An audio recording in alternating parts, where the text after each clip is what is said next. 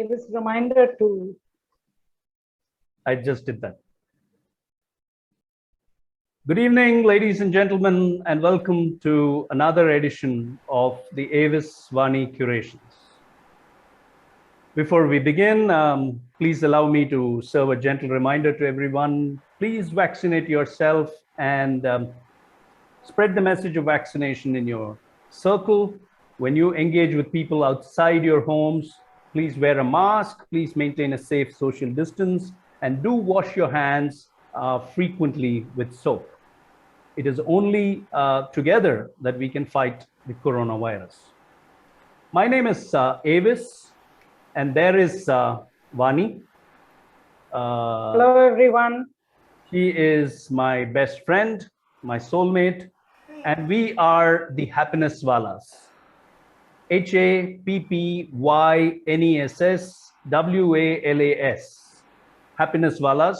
Do Google us. Our life's purpose, Vaani and I believe, is inspiring happiness. We have an interesting story. For the last 14 years, and over 14 years now, we've been dealing with a crippling bankruptcy. This means for long spells of time in this period, we've been living without work and without money. Literally worklessness and pennilessness. It crushed us. It's extremely painful. And yet in this time, Vaani and I discovered something beautiful. We discovered something magical. We learned the art of being non-worrying, non-frustrated, and non-suffering. So when you're living without work and money, worries will arise, but we trained our mind not to pick up those worries. When you make efforts to fix your life, when you make efforts to put things back on track, and those efforts come unstuck, you get frustrated. We trained our mind to remain unfrustrated, non-frustrated. And when there is a lot of pain and it's enduring and it happens over a long span of time, 14 years is a long time, you do tend to ask yourself, why me? And we discovered that pain is inevitable, but the suffering from that pain comes only when we ask the why me questions. So we stopped asking those questions and we learned to be non-suffering. And that's when another discovery happened.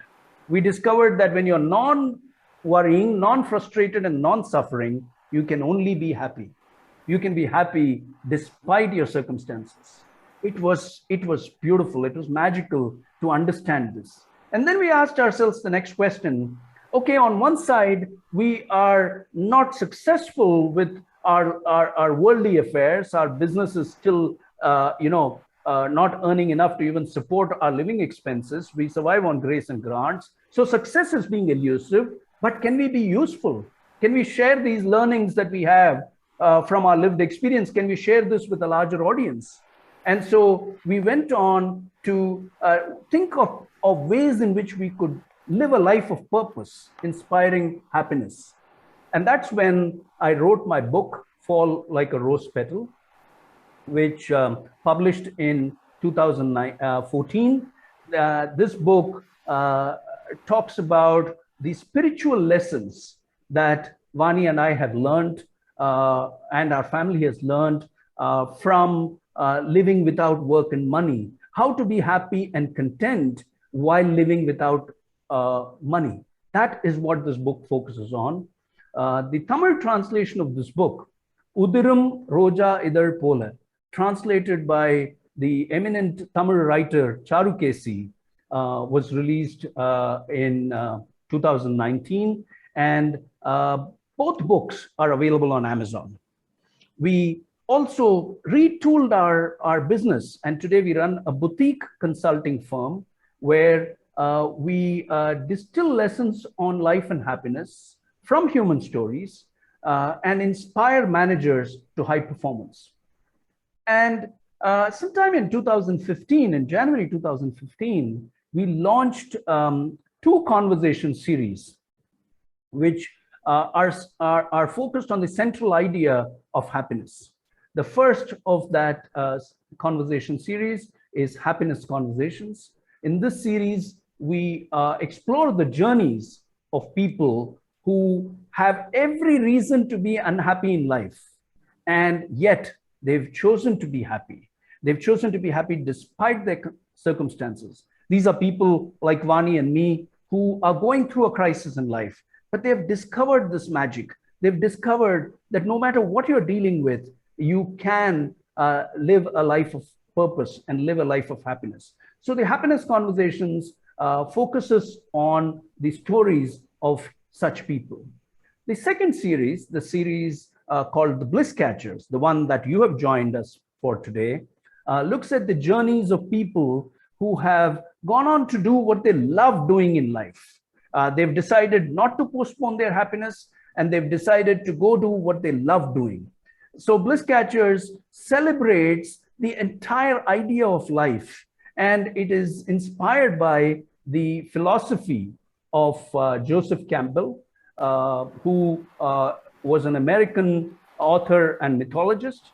And his philosophy is follow your bliss and doors will open. Where others will be able to see only walls, but you will be able to see those doors, and those doors will open for you. So Bliss Catchers and Happiness Conversations are the two series that we host, which come under the umbrella of our life's purpose, inspiring happiness. To introduce today's edition of Bliss Catchers, I'm going to actually go to Gulzar Saab and borrow from his very powerful song, which he wrote for a film called Golmaal in the late 70s. The film was directed by Rishikesh Mukherjee, and Kishore Kumar sang this iconic song. The music is by R.D. Burman, and Gulzar Saab writes, "Aane wala pal, jaane wala hai. हो सके तो इसमें जिंदगी बिता दो, पल ये जो जाने वाला है."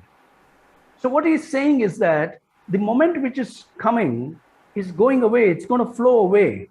And if you can, live your life in that moment, because this moment too will flow away. Itni nazuki se, itni khoobsurati se, how beautifully he's been able to say this in just those two lines, the entire essence of life. Ladies and gentlemen, the only life we have now on this Zoom call is this life that we have of exploring the journeys of our two Bliss Catcher guests today. And that's the way to live life. Engage with what is happening in the moment, celebrate that moment, and move from moment to moment to moment. Now, all of us want to do this, but we struggle with it. We postpone doing what we love doing for a couple of reasons. One, although we are very clear that this is what we love doing in life, we start engaging with something else because it is more paying. Society conditions us to look at the economic engine first and not at the happiness engine. So we move in the direction of what fulfills the economic engine for us. And by the time we grow up, grow older, grow wiser, and we decide we want to take the deep dive and follow something that gives us joy, follow our bliss, we realize we are already slaves of the economic engine. And we have social commitments, family commitments of the material and economic kind, and we are trapped, we are held hostage in that. And therefore, we live incomplete lives. Sometimes we live unhappy lives at most times.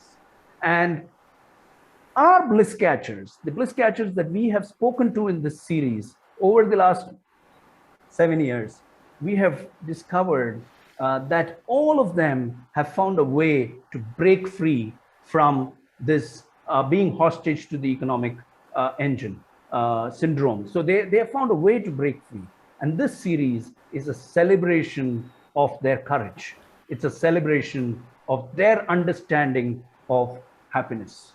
Today, in the seventh edition, seventh season of this series, we are in the 62nd edition, which means we've done 61 editions of Bliss Catchers so far, and we've spoken to 21 bliss catchers. And we found a pattern in the way they have dealt with life. All of them have found that doors have opened for them. All of them have gone on to do what they love doing because they find that the cost of not doing what they love doing is more than the cost of actually doing what they love doing.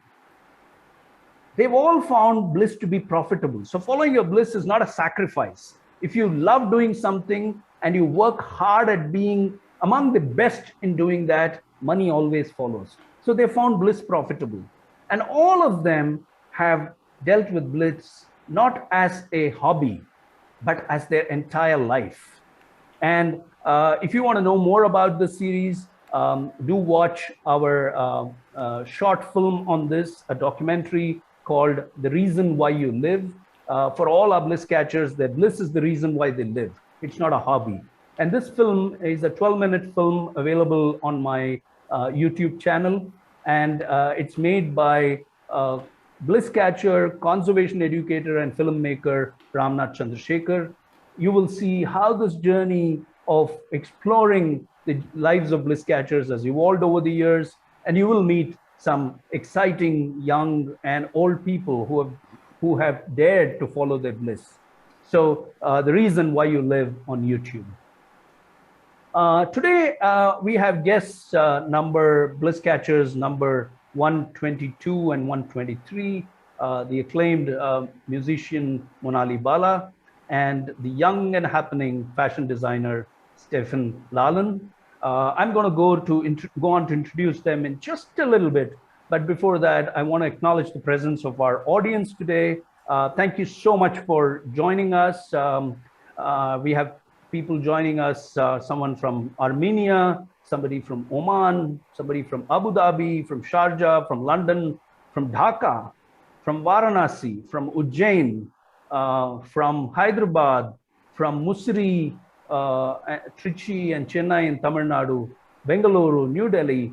So quite a widespread audience from different places across the world, and very diverse, very discerning audience. So thank you so much for making the time and joining us this evening.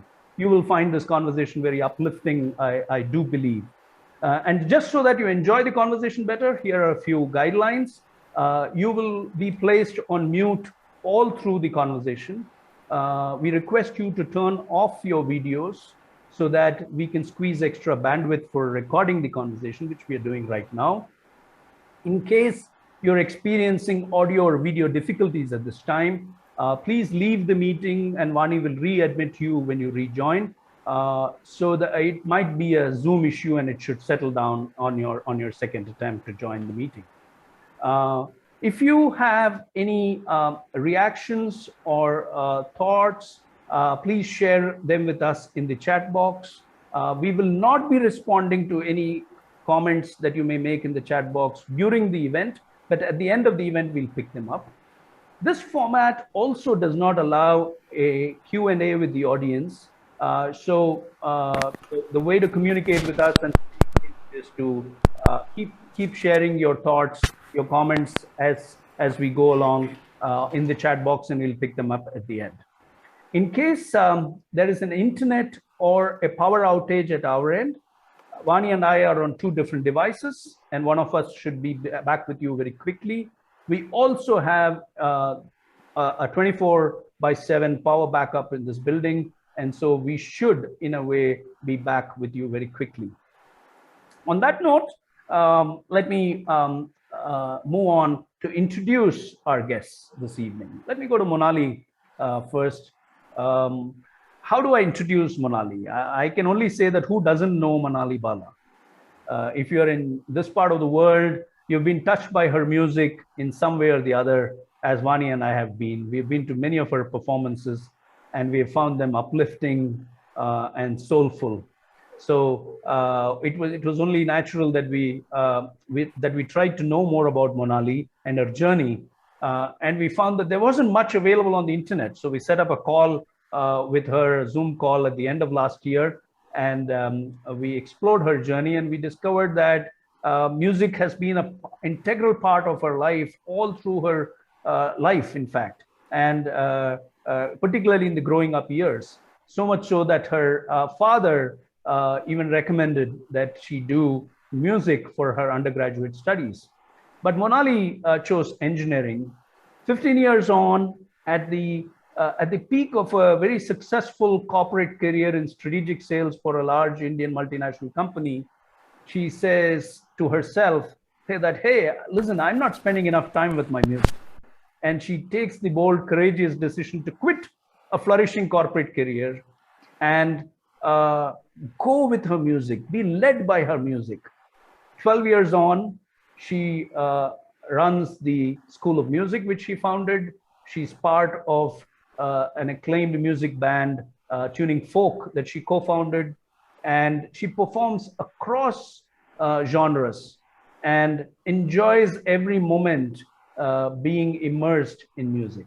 That's Monali Bala for you. Thank you so much, Monali, for joining us. Stephin, how do we know Stephin? We met Stephin at the first time some years ago at the famous fashion designer Rehani's studio in Nungambakam in Chennai. And we found something very unique about Stephin. He has a quiet curiosity. Look at him. He's sitting quietly, smiling. And that's the way he was when we met him. But there's that curiosity. There's that keenness to explore life. So it's that curiosity can even be called a sense of adventure. And you need adventure to create anything, right? And more so with fashion.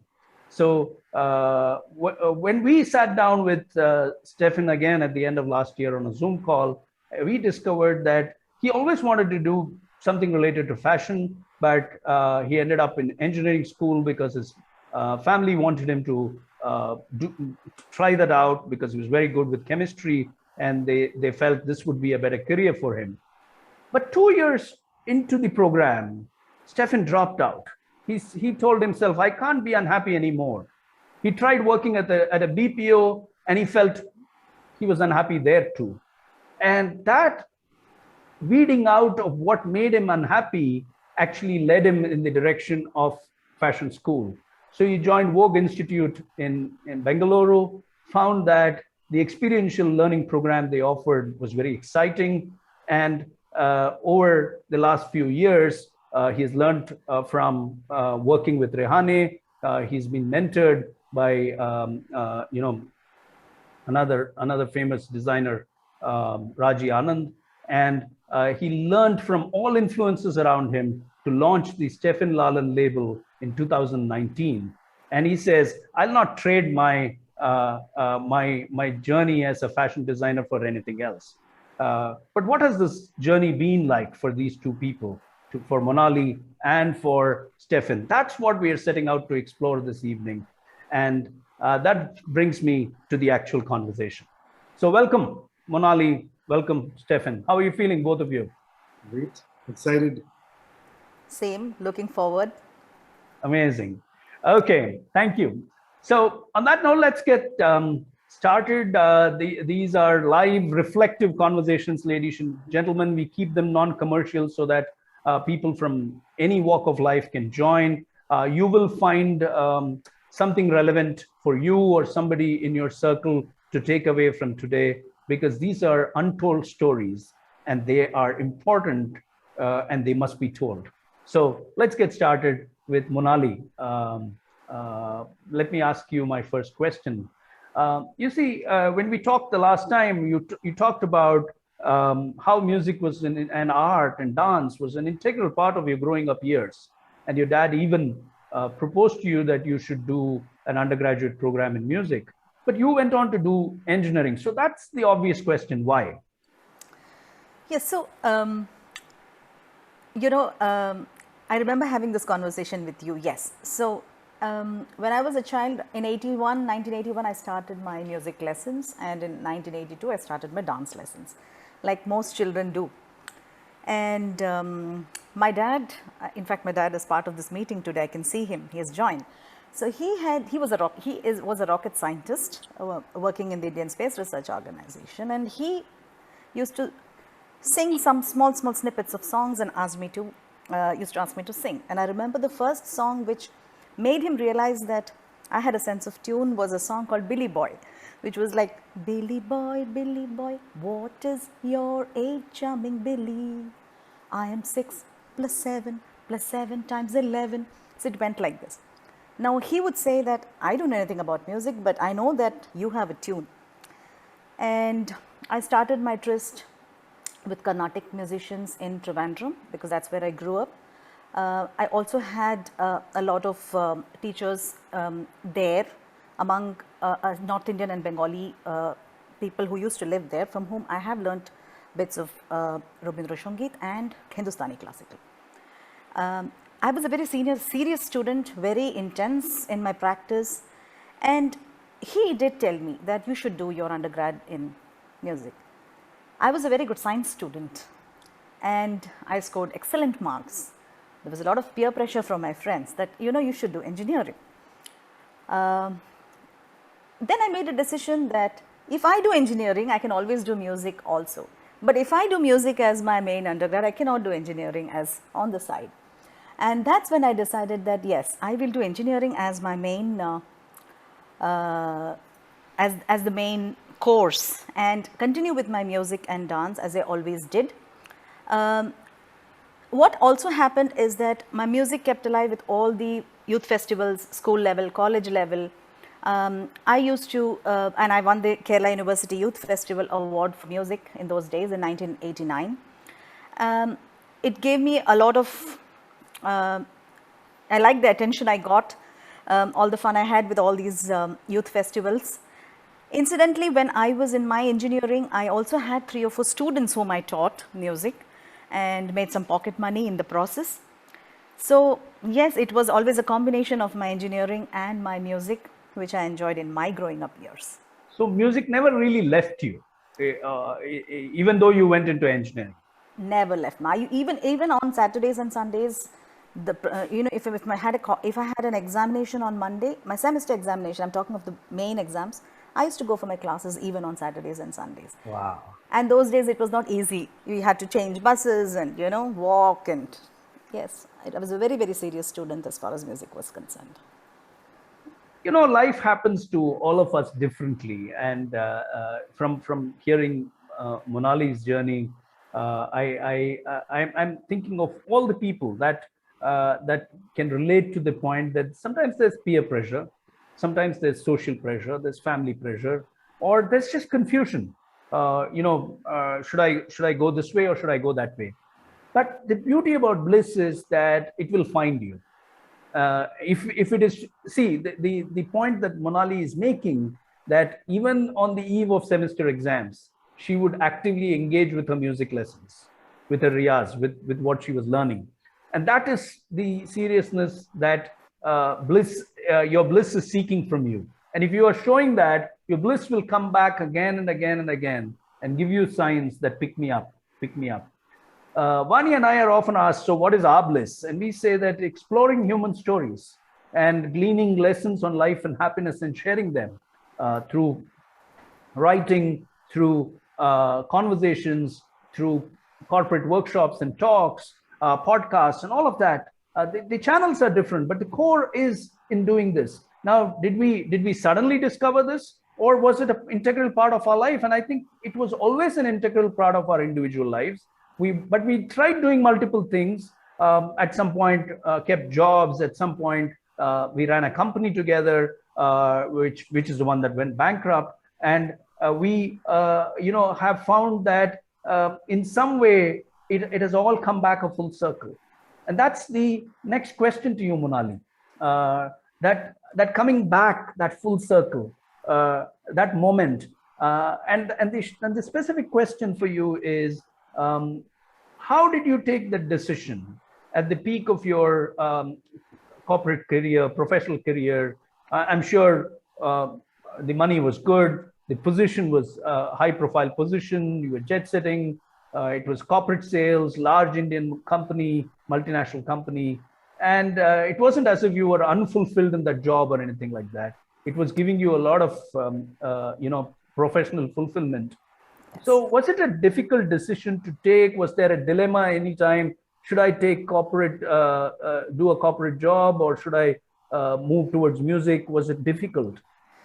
So I got into corporate job right in my last year in college. I got my campus recruitment, and so it's not as though everybody gets a campus recruitment those days, especially. And I was picked up by Wipro, Wipro Limited. So I joined Wipro right after college. I mean, within 3 days of I finished my college and I joined Wipro, and I had a good stint with Wipro. Then I joined a company called SSI, which was into software education. Then I joined a company called Gyantek Consulting, which incidentally was my husband's company, and I joined him in in handling certain aspects of the company. Then I had a second stint with Wipro. As you said, yes, it was very fulfilling. And in my final stint in Wipro, I was at the regional manager level, and I knew that matter of time, maybe 3 years, 4 years, I would probably be a GM, general manager, and things would be a lot more hectic. There were a few things which struck me at that time. One, I was not enjoying the rat race. I was enjoying the work, but not the rat race, the corporate rat race, if I might call it. I was realizing that I was spending lesser time with my family, and I kept thinking the amount of time we have spent with our moms. And I wanted, I remember the time I spent with my mom, and I knew, yes, I need to give that time for my children. I don't want them to be in after school and in daycare. I would like to spend a lot more time with my family. It would be an empty nest very soon, in another few years. And the third thing, I knew that I just was not spending enough time with my music. And I realized that I had to take a decision one way or other. It couldn't be, it was not going to be a question of balancing anymore. I knew that by then, by 2009. When I went and told my boss one day that, look, my superior officer, that I'm going to leave, he and my colleagues thought that I was just going to join a competitor. And they continued to think that for almost a year after I left. Wow. They used to call me in between and ask me, so where have you joined? Are you still in Chennai? Which company are you working in? It took them almost a year to really realize that I was, I had quit corporate for good. It was not something I was suppressing and trying to join a competition, but I actually wanted to move and do something else. But I did not immediately get into my musical activities. I decided to take a well-deserved break, so to speak. My husband was completely in support of whatever I was doing, he being an entrepreneur himself, and understood the entrepreneurial mind and the way you think as a person who has creative elements in them. I started doing things which I wanted to do. I spent more time with my kids. I cooked some things at home. I learned swimming, which I always wanted to. I took up a gym membership because I wanted to be healthy, and I was very unhealthy because of eating out during corporate life. So I actually took a lot of time doing a lot of other things which I always wanted to do. I joined salsa classes and cha-cha-cha classes, learned a lot of Western dancing, had already been learning Indian dancing. So I wanted to just explore all this, which I did during that time before I finally decided on, yes, this is what I'm going to do. Such a well thought through decision that was. What I'm liking is the fact that there was no rush. You were not trying to prove a point to anybody. It reminds me of a conversation that Vaani and I had. At one point, she was many years ago when we decided to have a baby. And Vaani was earning more than I was. It was good to have that money. But she said, if we are having a baby, then it is the family first. And I'm grateful to her for that clarity of thought, that leadership at that time. Our children have turned out to be very young, beautiful, responsible adults who are following their own bliss, by the way. So this wouldn't have happened if that investment had not been there. Of course, she did multiple things on the side. But what I like between your story and the way Vaani led it is the calmness, the clarity with which you approached it. So thank you for sharing that. I think we all go through that point in life where you are confused between what you really believe in and what you love doing, and what you also need on the side. And so a reflective pause with no specific agenda. When you say salsa, when you say swimming, when you say, I did a few things that I had not been doing before, it can mean different things for different people. But that reflective pause, it always helps in giving more clarity. And here I'm not referring to a sabbatical. I'm even saying just not even an idea of what you're going to go back to, and stepping back and saying, let me see where this is going for me. So very, very well expressed. Thank you so much, Monali. I'm going to pause your story and go to start Stephin's story. Stephin, my question to you, it's a very obvious question. I'm sure everyone in the audience has got it if they've heard your introduction. What made you so unhappy at engineering school that you actually dropped out? And I'm asking this also because it's quite a courageous decision to drop out of engineering school. There might have been peer pressure as well. So how did you take that decision? So my connection to fashion probably would be, I think the memory that I would have is when I sketched my cousin's wedding gown when I was on a flight from Dubai to Cochin. So that is probably the first relatable stint that I had with fashion. And then after I finished my schooling, I was a science student in 11th and 12th grade. I was a really good science student, and of course, parents always want to put you in a very good professional course because that is what will set your career. So that's not anyone's fault. That's what every parent would do. So my parents suggested that I do chemical engineering, and so did my teachers because I performed excellent in chemistry and physics and all of that. So I ended up joining Satyabama University in Chennai for chemical engineering. And I was pretty good at, the first year went pretty fine. I mean, I stayed in the hostel and it was good. I mean, I was scoring very well in both my semesters. But then that's also because I think we just had basic subjects to study in the first year. But as we moved on to the second year, we had more core subjects and it was not interesting for me. And I was very sure that that's not what I wanted to do. So I started bunking college. I told my parents that I don't want to do this, that I want to quit. But my parents were against it. They were like, you just started something, you have to complete it. There is no going back from what you started because that's how it is. So I tried to, stay back in engineering college. I tried to go back into another semester, but no, I just didn't like it. So after 2 years of going into engineering, I decided that I can't do it anymore. So I just quit. One day just decided that I will stop going to college. Wow. So I went to the HOD. I said, I'm renewing my passport, so I need my certificates back. And I got my certificates out of there and I just quit. I just stopped going to college. And that's how I quit college. Wow, that's interesting. So when you said you designed, you sketched a wedding gown for your cousin, it was as a child you did that? Yes. I must have been in 4th grade or something. And you were flying from... We were actually flying to attend this cousin's wedding. It was my first cousin's wedding. Okay. We were on the flight going to attend this wedding, and that is the vaguest memory I have of me doing something related to fashion. And you when you took that decision to ask your dean back for the papers, you knew that this was it, or yeah. was it like just a rash decision, or was it a very clearly thought out decision?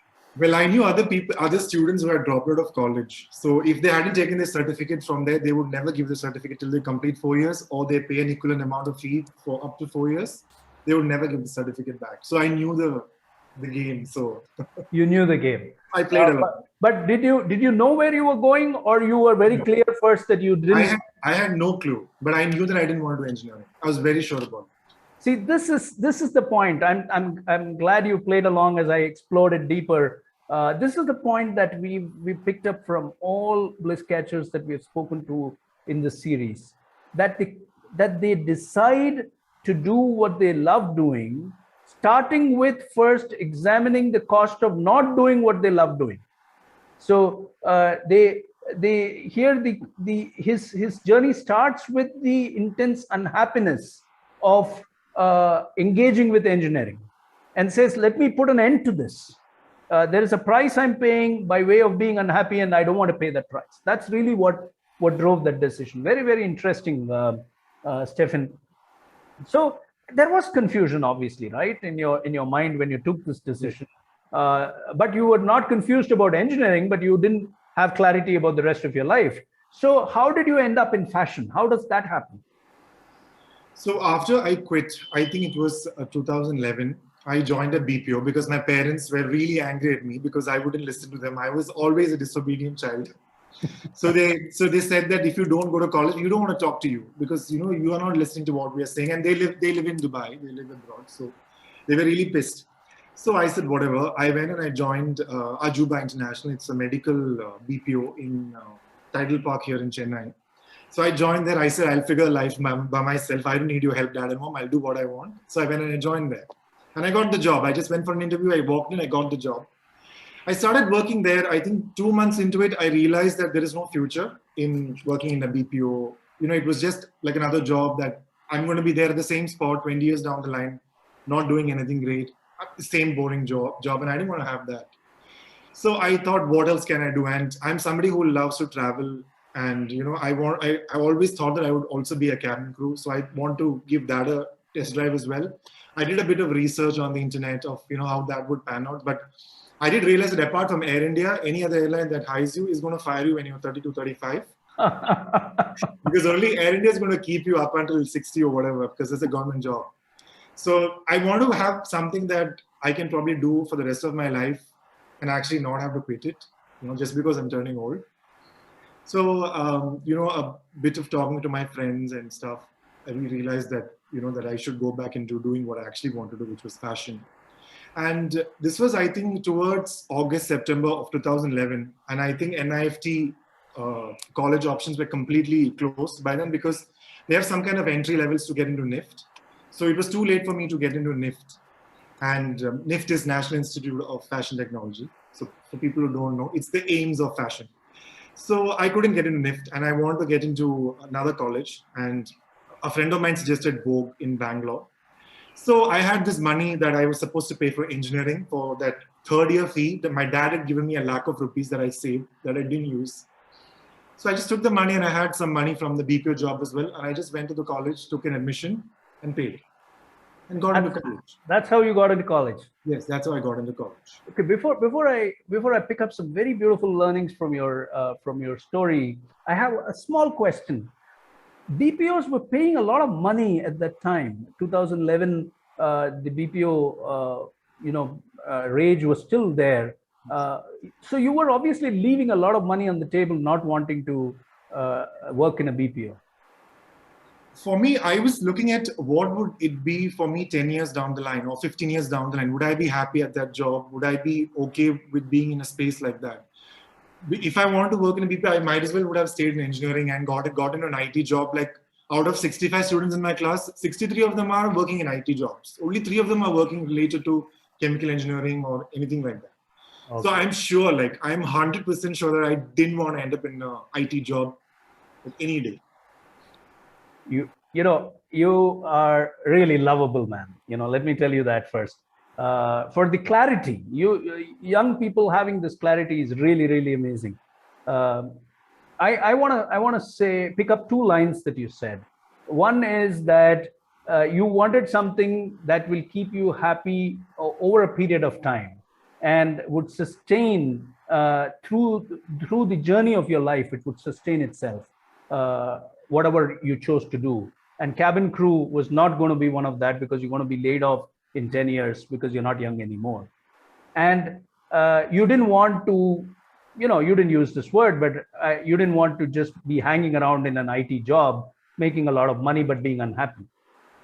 So I'm using that word. So these 2 point to something very powerful that I always believe in, which is that happiness is a decision. It's a decision that we make by first choosing not to do what makes us unhappy. So as you eliminate the factors that cause unhappiness, you move more in the direction of your happiness unwittingly. And in your case, it did happen that it opened a door to Vogue Institute by way of a friend's referral, and you had some money that you paid as your fee and you joined. So fantastic points over there. Thank you, Stephin. I'll come back to your journey in just a bit, but let me go back to Monali. Monali, so that's pretty interesting journey there with Stephin. Kind of mirrors the kind of clarity that you had with your decision as well. But my question is moving forward with your journey, the School of Music. So how did the idea of School of Music come about? Was it like, hey, music is my thing, so let me go ahead and set up an institution dedicated to this cause, to the idea of music? Or did it is the School of Music something that evolved slowly, organically? How did it happen? Yes, so something which Stephin said, I think he realized it much earlier than what I did, which is that I wanted to do something what I love to do for the rest of my life. I think at a much younger age he realized it, and I realized it at a much later stage that I need to do something which I'm going to enjoy doing for the rest of my life. You're right, I had no idea how I was going to start anything in the music line. Nobody knew me as a musician. They all knew me as a corporate executive. In the parking lot of my children's school, suddenly a lot of mothers and fathers saw me coming to pick, because I was free then, right? Till then I was not picking them, dropping them. And suddenly they used to see me, hey, so you're coming in the morning and evening to drop and pick up your kids. So what's up? What about your work? I said, I've quit. So then what are you doing? I said, no, I've just decided that I want to do something in the field of music, which is something I love doing. I know quite a bit, I've learned quite a bit. I'm sure I can do something in the field of music, but I don't know what. And that's when one of the mothers of one of the co-parents, a mother came and told me, hey, listen, I have learned music long back. Would you consider teaching me? Wow. And I said, of course. And that's how I got my first student, a lady whose age was similar to mine at that time, whose son was my son's friend in school. And I just started teaching her with a nominal fee. And that was my first student. And then a few other mothers asked me, will you teach our children? I said, yes. And I got a bunch of 4 children. So one thing I was clear, I was not going to jump in and take a place right away. We had an L-shaped drawing room, and I said, okay, this drawing room is where I'm going to, one part of that L is what I'm going to use to start teaching the students. So I started teaching students, and it was an entirely organic growth. I have never advertised. I have never, actively put it up out there anywhere, but people, word of mouth, and I had a lot of students who started coming. I started teaching, and then at one point of time I realized that it was sustainable enough to take up a place now. And I took up a place first in Besant Nagar, and then I've moved to Adyar. Now I have a fairly large school there in Adyar, which has, we have vocals of all genres, Hindustani, Carnatic, Rabindra Sangeet, semi-classical genres, folk genres, Sufi. We also have instruments. I personally have a collection of about 40 instruments, Indian, wow, Western, and we teach veena and keyboards and drums, violin, guitars, piano, everything. We teach a lot of instruments there. Other teachers come and teach those, of course. I have a lot of my senior students who teach vocal music. That's how it sort of grew, and today we have a global presence. We have students in every continent in the world. We have students, because everything is online. Even I mean, online was something I started way back in 2012 when some US students approached me. So I was quite when the pandemic struck, it was not difficult for me to move my entire teaching to online, because I had already a lot of experience in online teaching. So students from all over the world started coming in. So that's how the school grew and continues to grow, with students learning music of all genres. I want to say that your journey continues to be unrushed. Your journey continues to be very organic, very evolutionary, and there is a beauty to it, right, Monali? Yes. I think when you this is truly being led by your bliss. True. Also because you will notice that I don't have any criteria for students in my school.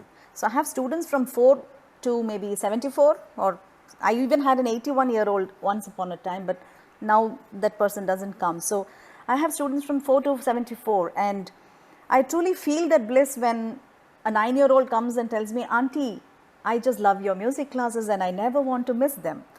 Or when I have a 70-year-old lady comes and tells me that finally at 70 I found meaning in life. So both these really, fuel me, keep me going. And I also realize that different people come to learn for different reasons. Not everybody wants to learn music because they want to become a professional singer. Some of them want to become a professional singer, their training is different.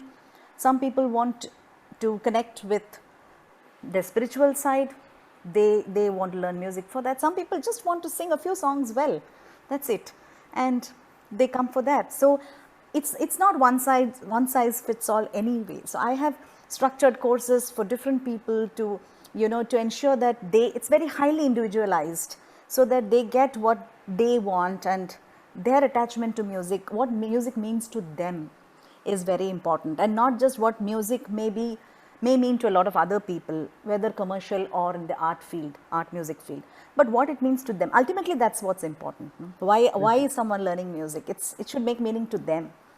This is such a powerful thought. Taking what gives you joy and shaping it in the form that the others want to hold and experience that joy also. This is truly a blessing, Monali. I still want to go back to explore that unrushed quality of yours. I'm sure if your dad's listening into this conversation, he'll feel proud of you equally. This unrushed quality is very important. I think in the hectic nature of our lives, and because of the instant messaging services that are available, we're constantly looking for quick validation. We want everything done in a jiffy. And I don't think life happens like that. Life's beauty lies in being unrushed. Life's beauty lies in the journey, not in the destination. Rumi says this very beautifully. He says the journey is the reward, not about where you're getting to and what you're proving to whom. And I see that in the way School of Music has evolved. There's a Japanese haiku poet that I'm reminded of. His name is Basho. And Basho says that sitting quietly, doing nothing, spring comes and the grass grows by itself. Sitting quietly, doing nothing, spring comes and the grass grows by itself. So it doesn't mean that you do nothing. It means that you don't rush it. You don't try to force yourself on life. You go with the flow of it. Campbell says this, Joseph Campbell says this equally beautifully. He says, we must all have a sacred space in our everyday life. He calls it a bliss station, a sacred space where you're untouched by, I'm adding these for making it relevant for today's life. We are untouched by devices. We are untouched by social media. We are untouched by newspaper and streaming headlines. And we are alone, silent, with our bliss, with doing what we are doing, what we love doing, and doing it in an immersive manner. So Campbell says, initially in that sacred space, in your bliss station, nothing will really happen initially, but slowly something will begin to take shape. I think from the parking lot to the 81-year-old and the 70-year-old lady who says you've given meaning to her life, you're able to see it. It started with a sacred space, you and your music, and how it has evolved. That's what I'm picking up from your journey. Amazing. Beautiful. Let me go on and ask you. So School of Music is on one side and the tuning folk is on the other side. The tuning folk is a band, and you're the only lady in the band, and you enjoy doing that. You perform across genres, and yet you've not done too much of film music. So how did the band come about, and why not so much of film music? Okay. So you know, a lot of people have asked me this question. I mean, at least one part of this question. I mean, maybe both, but you know, as to how did you decide to move into a band, right? One second. Yeah, go ahead, Monali. Yeah. I thought we lost you for a moment. Yeah. Yeah. First of all, in my mind, no music or no genre is greater than another, you know. Every genre has evolved at different points of time in different places. I would never take a stance that one music is greater than another music, or even another art form for that matter, you know.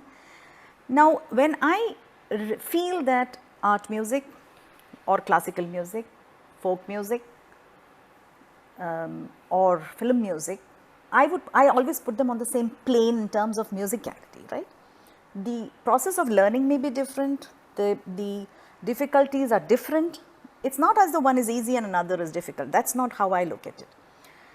So, I have always been interested in a lot of folk tunes which I used to pick up even as a child, a lot of Sufi, classical anyway I had training. I have been quite good with languages. So, when the time came for us that, you know, some friends, some musician friends, we were discussing, why don't we do something a little more quirky? And we said, okay, let's get and, you know, give music to people which they haven't heard before. A kind of music which doesn't, which you don't get in a single platform. You know, you go for a concert where you get either just pure Carnatic or pure, even Carnatic rock, or it could be a Hindustani, or it could be a folk. But can we give a platform where we actually get to listen to different kinds of music? So, if you come to one of our tuning folk concerts, you will realize that if we present 15 songs, all the 15 would be of 15 different genres, and they probably will be in 15 different languages. Wow. Okay, so that's the kind of variety we provide. We have even experimented with a Hindustani and a Carnatic, and we have added our own interludes and, you know, very contemporary feel to it. And yes, I am the only lady in the band, but I think I hold the reins. You must. Yes. Why not film? Again, it's like this. I have done a couple of, I have had 2 forays into film music where I've actually sung in films. Again, I put film music in the same platform. But one thing which has happened in my case is that, see, I rarely knock doors. I have knocked a few doors, but I rarely knock too many doors. I prefer it when some professional approaches me and asks for a collaboration. That's how my collaborations have been. I've done a lot of collaborations with dancers. I've done collaborations with a lot of people. Actually, I've composed jingles, but the collaborations have always been, they have come, hey, look, you know, we have something, would you be interested in doing? So, my foray into film music has also happened that way. Both the movies which I have sung for, the directors or the music directors approached me and said, hey, would you like to work with us? And I was very happy to do it, which was professional. I haven't really gone and knocked doors, you know, so maybe the number of songs I have sung in films has been limited, and that doesn't worry me a bit, because I wouldn't measure success with just the number of songs you've sung in a movie, in movies anyway. It's the variety you provide, and I love music of the movies, and I continue to listen to them. I place all the music in the same plane. Again, that unrushed quality. It doesn't worry me that I have not done too many films. Yeah. I place all music on the same plane, and as it comes to me, I engage. So again, nothing to prove, not getting somewhere. You know, this is something that is true success according to me, Monali. I think success is overrated in a worldly sense. True success is being content with following your bliss, with doing bliss for bliss sake, not for any other sake, and that's so powerful. And this is something that we need to share here. Another learning I'm picking up, which is you have to be clear about what you don't want to do. If it's not your scene to go and knock doors, if it's not your scene to haggle and hustle for getting opportunities, don't do it. If it makes you unhappy, if it's not who you are, don't do it. And I think that is what I'm picking up. Again, Rumi comes to my mind, and I think some of our regular, audience members who love Rumi too will love this one. Rumi says that you're drinking from, you're quaffing drink from 100 fountains, and when one of them yields less, your pleasure is diminished. But, and this is the most important part, he says, but when you drink from the sublime fountain that is gushing from within you, then you don't need to steal from the other fountains. So music for you, Monali, is that sublime fountain which is gushing from within you. So it's not about which form, who is doing it, how much are you getting paid, who's coming to you, did I miss this opportunity? I think there's a joy in. Just to add one more thing to that, Avis, is as far as the film music foray is concerned, I do have a lot of film music directors and film music singers who learn from me. So quite indirectly, I am very much You are part impacting of that industry. Yeah, yes, that circle. yes. Lovely. Amazing. So let's thank you for sharing that. I really enjoyed listening to your perspectives, Monali. Let me go back to Stephin and continue his journey. So Stephin, I was telling Vaani this afternoon, a question that comes to my mind is, when you go into fashion school, you're moving from one zone of confusion, which was engineering, to another zone of confusion, to BPO, and then you go into fashion school. How did fashion school grow on you? How did fashion grow on you? Why did you not drop out of fashion school also? That's my question. That was my parents' concern. That was what my dad and mom was saying. They said, you drop out of engineering, you will even drop out of this. What's the assurance that you can give us that you'll complete this course? So I myself did not know if I would actually complete or not complete, because it was a completely different thing. We've never learned anything that we learned in fashion in school, because there is no yarn science or anything that is relatable to fabric that we learn in school. So I joined college. First semester was fine, but in second semester we had this teacher, the sir who was an NIFT student, who came in and who said he was in charge of pattern making, and he said, you need not follow your textbooks. Please get creative. Don't do your basic pattern making. Do something creative. Do variations. Do style variations. Do whatever design you want. So it was challenging and it was very interesting. And that actually caught upon me. I enjoy doing something like that. So I think after in between my second semester, I went home. I went to Dubai and I convinced my parents that this is what I want to do and that I'll actually complete it. So please support me. Anyway, I paid first year fee. Now you please pay the next 2 years. I'll definitely complete it. And I convinced them, but they had no clue, because this is not something that anybody in my family has done or someone that we has done as well. It's a completely different stream.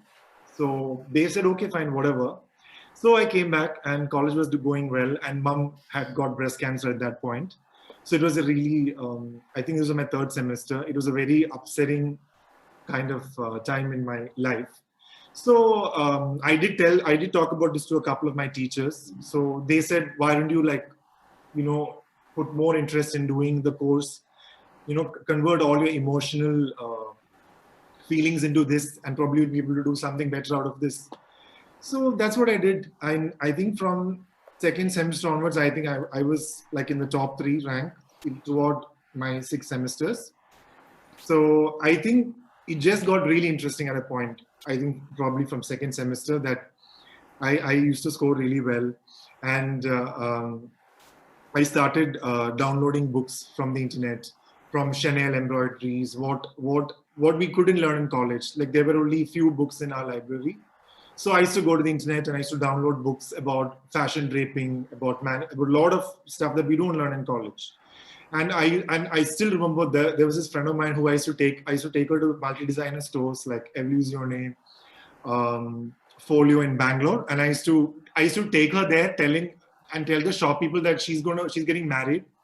And I used to make them show all the clothes from the stores, like Manish Malhotra saris, Sabyasachi saris, because in fashion school, we don't get a clue as to how these clothes are made.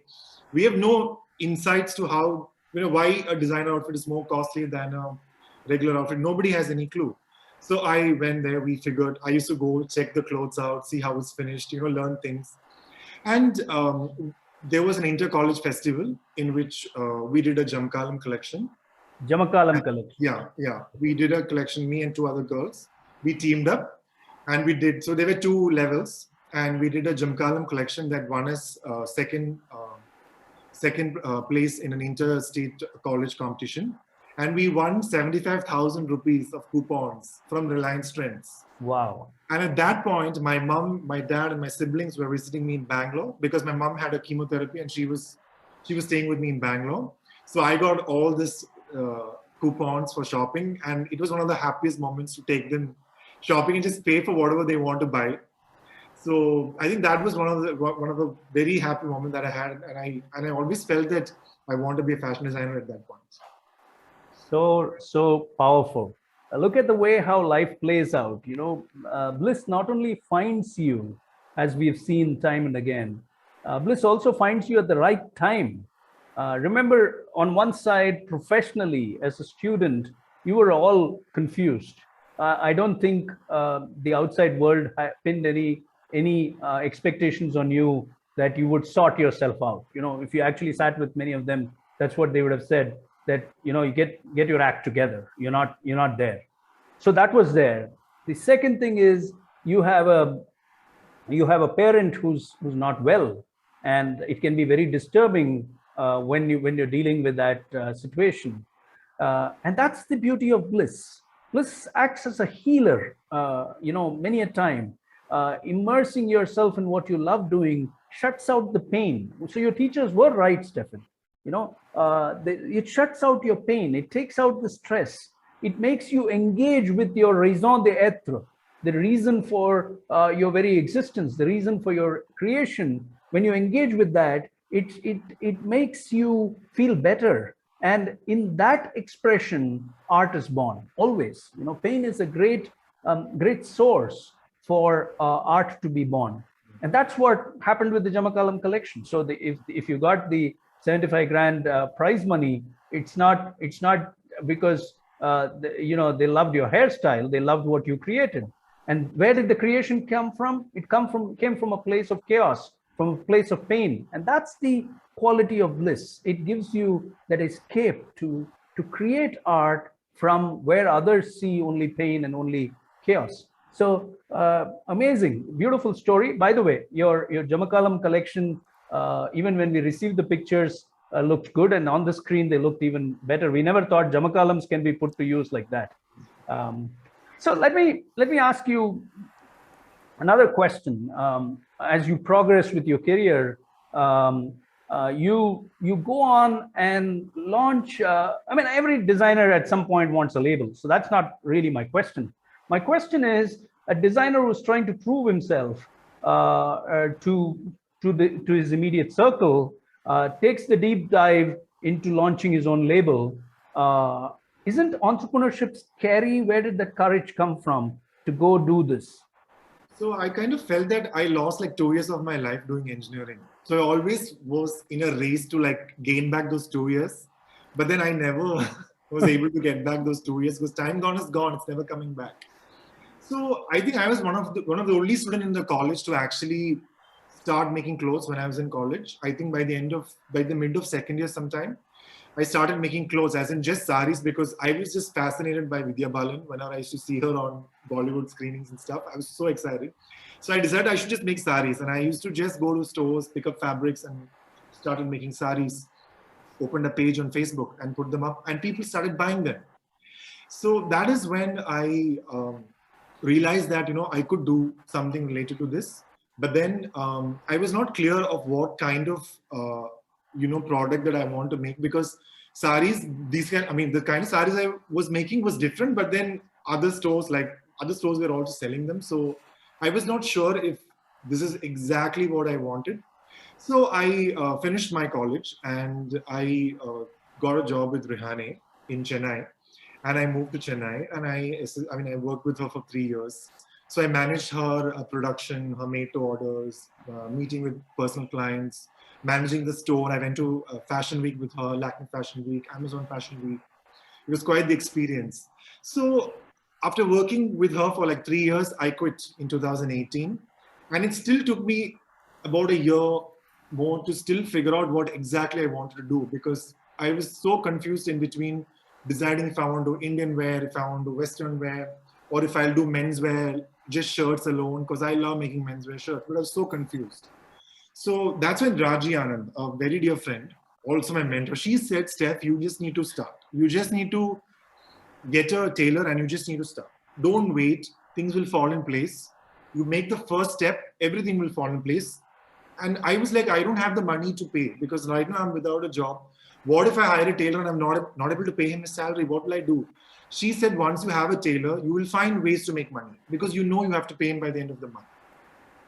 And I just listened to her, hired a tailor, I think by September of 2019, and just started. And there's no looking back. Things have been going great, and work has just followed, some way or the other.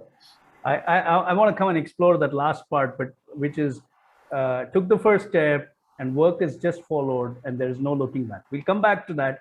But before that, I want to ask you an additional question here related to what you just said. You know, when you work for a fashion designer like Rehane, it's a blessing to work with Rehane. It's a blessing to engage with somebody like Raji Anand. But for the outside world, which is you know, measuring in terms of corporate metrics, valuation, you know, all the other criteria, they don't understand fashion design. They don't understand sitting at a store and supervising made to order and inventory. So did you have to face social stigma, ridicule? How did you cope with all that?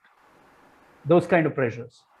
You mean with my own label or Rehane? No. When you were working with Rehane, when not with your label, but when you were working with Rehane, hey, Stephin, what are you doing with your life, man? Did you have to face those kind of things?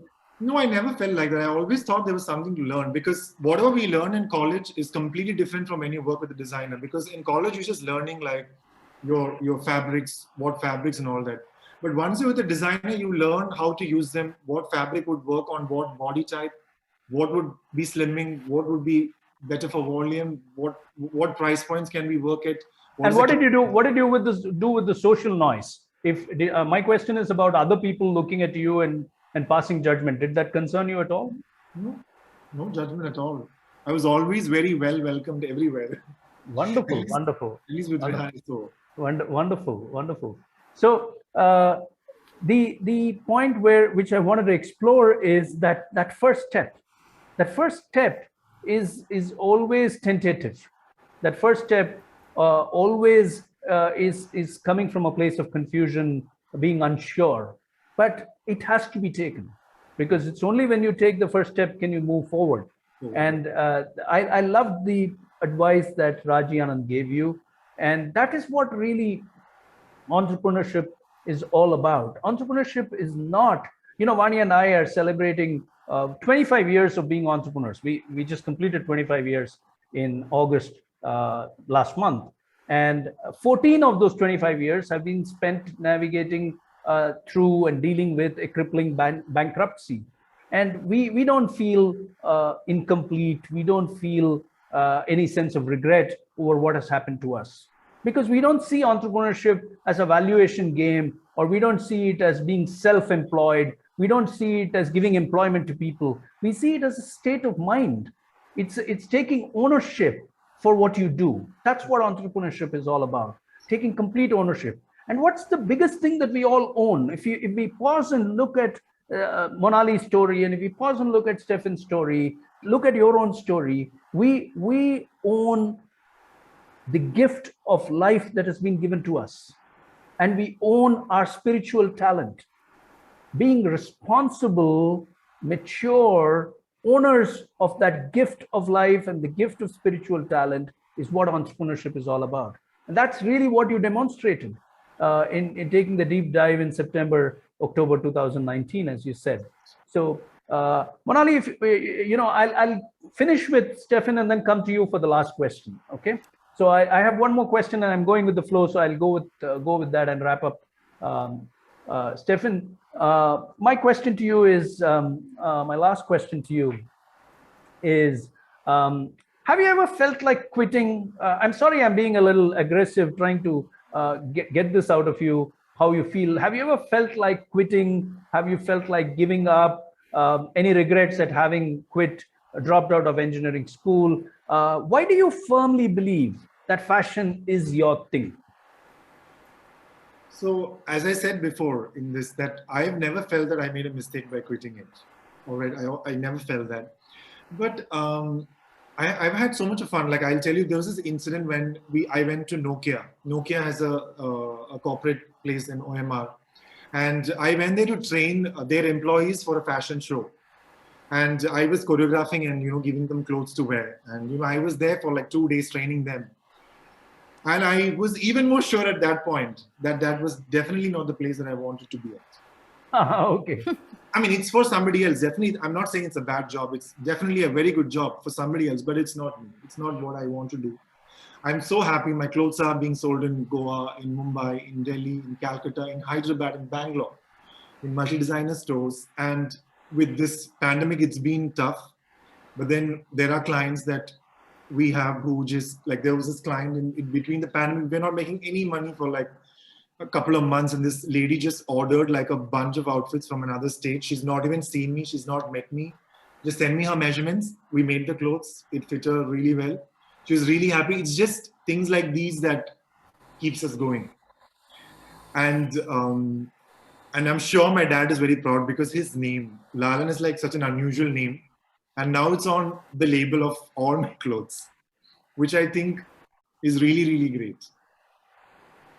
I think your dad's somewhere on this Yes, in the audience, and so Mr. Lalan, amazing that Stephin's come this far, and he's making your name famous. So that's something that's worth celebrating.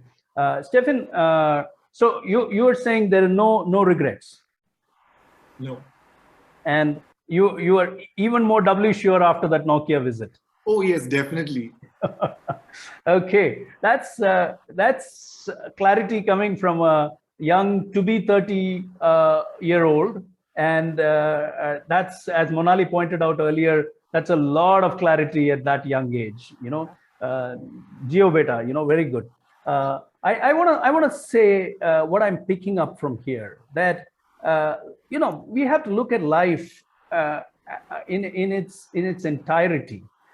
Our life is not only what we earn or what we are seen as or what we do to earn a living. It's not about any of these things. Because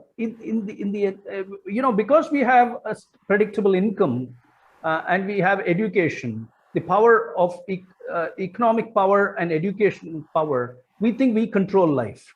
But in the process of life, every moment is a bungee jump into the unknown. You're deep diving into the unknown in every moment. You don't know what's going to happen, in the next moment. And the only safety harness you have is faith. Faith in yourself, in what you believe in. So it's fashion for Stephin, it's music for Monali, and it's different things for different people. So you believe in yourself, the faith in yourself, and faith in the process of life. The process of life is that if Stephin's story has to move forward, an unknown customer will arrive on Instagram and place orders because Stephin's story has to move forward. That's the process of life. You have to have that faith. And if you don't get a customer, something else will come. That's what Joseph Campbell says when he says that doors will open, and you only have to follow it. Thank you. That was it was a beautiful way of saying I will not trade this one for anything else. Monali, coming to you for the last question for the evening, and this is a deep question. थोड़ी गहराई से सोच के आप जवाब दे सकते हैं कि what has music done to you? What has it taught you about yourself as a person, about life, and about happiness? Okay, so see, if my father Molek Krishna Sanyal, who's in this call, was responsible for my start and foray into music. I think it was my mother, Swapna Sanyal, who sort of made me realize the importance of being content and happy with what you have. And I think I shared with you, AVIS, that I just lost my mother less than a month back. Yes, you told us that. Yeah. Yes, and it's with a lot of fondness that I remember her and the influence she has had on my life. See, I always find that when somebody is happy doing what they are doing, it takes them to a different plane. I remember, I get so involved with music. Once I remember I was in Kolkata visiting an uncle at the wedding of my cousin brother, and I found a bowl singer outside, right? A singer and his wife who were with a harmonium, and they were just going around, and I just got down from the apartment building and I lost track of where I was. I was just following them through the bylanes of Kolkata. I had no idea where I was. I was just going behind them. I was lost in their music, and I realized that at one point that I didn't know how to get back to my uncle's place because I didn't know the roads. The way their voice moved, it does something to you. When I do a riyaz in the early morning or late night with early morning ragas, late night ragas, and I reach certain low notes, there is a shruti shuddhata, there is a certain space I get in where I realize that's a very sacred space to me, and it does something to me again. I also work with a lot of specially abled children and adults, as well as a few socially responsible friends, and I have got together and we have created a bunch of community schools across the city called Kolaikodam, where we teach almost 100-150 children various art forms. Again, when I interact with them on music and dance, it does something to you. You know that it is not something which I can just express with mere words. It's a feeling I have. I always thought that for me, one thing I have learned from my mother has been that, and which I try to practice in life, is always build a longer table, not high walls. Try not to build high walls. Try to build a longer table so that your arm, your reach can be higher. You can share. I won't say give. Give is too big a word to use. We are no one to give. But share what you have with others. Share it in a way where you understand each other.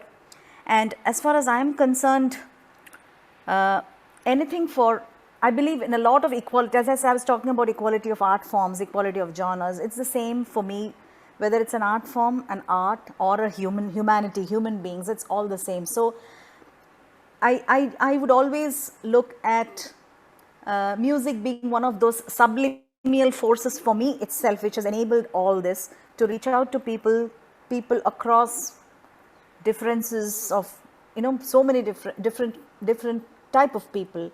But we have communicated over music. We have worked with music. We have found ourselves in our music. We have soaked in our music. Soaked in our music. That's the word. That's the word. That sense of feeling drenched with भीग जाते हैं. Bliss में भीग जाते हैं. That's an amazing word there. Thank you for using that. Couple of thoughts coming. Maybe I may have a question. Let's see how it goes. One is about the ball singers. When you heard the ball singers, you were drawn to them, and that immediately reminded me of Rumi again. A lot of Rumi coming today, and Rumi says that allow yourself to be drawn silently by the strange pull of what you love doing. It will never lead you astray. So allow yourself to be drawn silently by the strange pull of what you love doing. It will never lead you astray. That's what happened to you, and you've let that happen to you all your life. I mean, the ball singer anecdote was just one of them. That's something that struck me. The second thing is the the build a longer table. I think that's a very powerful.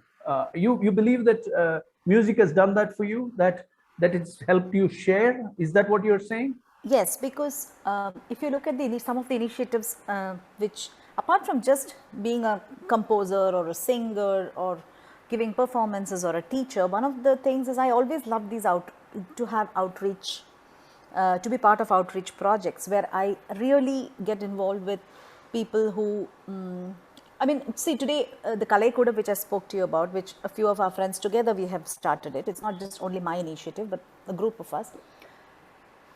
I suddenly have 150, 200 children who have never ever learnt music or dance or parayatam in their lives, but who may not have ever learnt also if things had just been like that.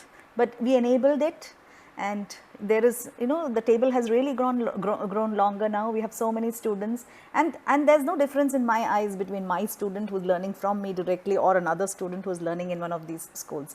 I would look at them all with the same eyes, as they all need to have music or dance enable them. And both experiences leave you soaked in joy. So contented, so much in joy, and yes, and I'm in the process of sort of starting a trust also, which will further, I think, take this a little further in ensuring that the table gets even more longer. Leading you onward, and you flow along. Amazing. When she says soaked, I really want to add another word here, that there is a divinity in each of us. That divinity expresses itself through what we love doing, because whether it is music for her, fashion for Stephin, for somebody it will be cooking, writing, dance, gardening. Something which appears mundane to other people like housekeeping gives me great joy, or accounting gives somebody else joy, or data gives somebody else joy. So to each one, their divine expression through their art, through their spiritual talent, makes them feel soaked in that sense of joy, and that's what I'm picking up from your story. Beautiful. Monali, thank you for sharing that, and Stephin, both of you. Let me, I'm keeping a watch on time, so I'll move towards closing today's conversation with a summary, with a wrap, as I call it. Two stories. Monali, always very clear about her spiritual talent, and when the time came, when she realized she was spending less and less time with it, she thought through it and took a very firm, unrushed decision to be led by it, and see how her network, how her table has grown. Why should I use a word like network? How the table has grown, and how she is left soaked in bliss. Stephin, on the other side, starts with understanding what's making him unhappy, and works on weeding it out once, weeding it out a second time, then through a process of catharsis and confusion, moves in the direction of what gives him an opportunity to escape and kind of dissolve in what gives him joy. Escape the pressures of the real world, of the demands of the real world. And that's how the Jamakalam collection happens. Then the label comes. There he then goes and interns and learns from mentors like Rehani and Raji Anand, and then he launches on his own. So two fascinating stories there, and some interesting parallels and divergence as well. In the case, both of them went to engineering school. Monali lasted the journey. Stephin couldn't and dropped out. Monali's dad proposed to her that she do undergraduate studies in music. Stephin's family told him to do engineering when he wanted to do fashion design. So there's a divergence as there is a similarity. But both of them have demonstrated great courage to choose in their own ways to do what they love doing. And that is what we have to celebrate. This morning, when I was doing my usual round of housekeeping chores at home, we had music on from the 70s. There's a very famous film called Roti Kapda Aur Makan, and a very famous song composed by Lakshmikant Pyarelal. The lyrics are by Verma Malik. And the song goes like this: Hi hi ye majboori, ye mausam aur ye duri. तेरी दो टकिया की नौकरी में मेरा लाखों का सावन जाए. That's how the song goes. Those who belong to my generation will know this song. So it's the pining of a lover for her lover, who's busy with worldly affairs, earning a living, and she says, for the job that you do, for earning a living, for your obsession with earning a living, we are blowing up this beautiful moment in time, which is priceless, she says. तेरी दो टकिया की नौकरी में मेरे लाखों का सावन जाए. So many of us obsess over the earning a living bubble, and we lose our entire lifetime. Money is important. That's not the point. The point is that make intelligent choices. That's why it's called intelligent living. I'm reminded of another famous poet, a 18th century Urdu poet, Khwaja Mir Dard is his name. And he said, Sair kar duniya ki gafil, sair kar duniya ki gafil, zindagani fir kahan, zindagi gar rahi kuch, zindagi gar kuch rahi, he says, to ye jawani fir kahan. So he says, be befikar and travel, do what you like, because life is short. And even if there is life, you never know that you will not have this time of your life, which is your youth, or whatever time you're dealing with. This time is not going to come back. So we have to take informed, calculated, intelligent decisions to live our life fully. And that's what our Bliss Catchers have shared with us. So thank you so much, both Monali and Stephin. Vaani and I want to share with you a virtual souvenir for having been with us this evening. These are virtual buttons. We'll share them with you on screen here, and then later send them over to you on WhatsApp. So thank you for being on the Bliss Catchers show. These are your buttons. Wear them proudly on all your social media handles, and tell the world that you're a Bliss Catcher. Help us spread our message of living a life of purpose, of inspiring happiness, and tell more people in your circle that when you follow your bliss, doors open. So thank you very much, Monali and Stephin. Hope you both enjoyed the conversation too.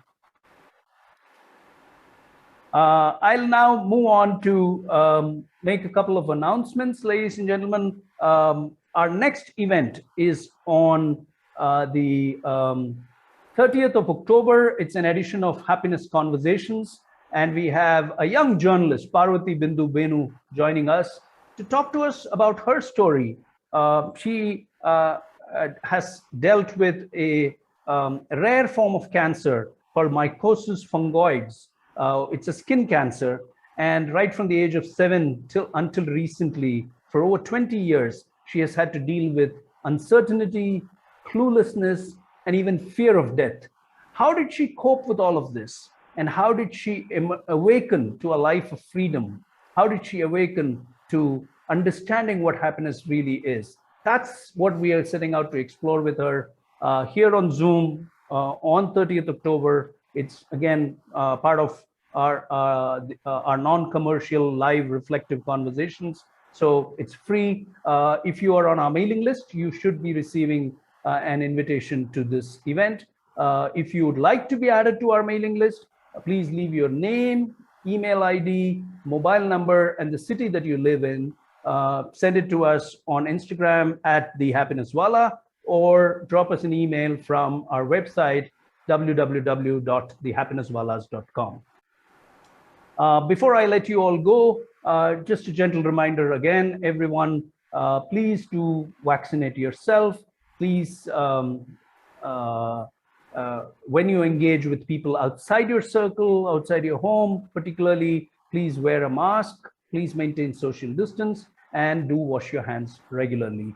That's the only way we can fight the coronavirus.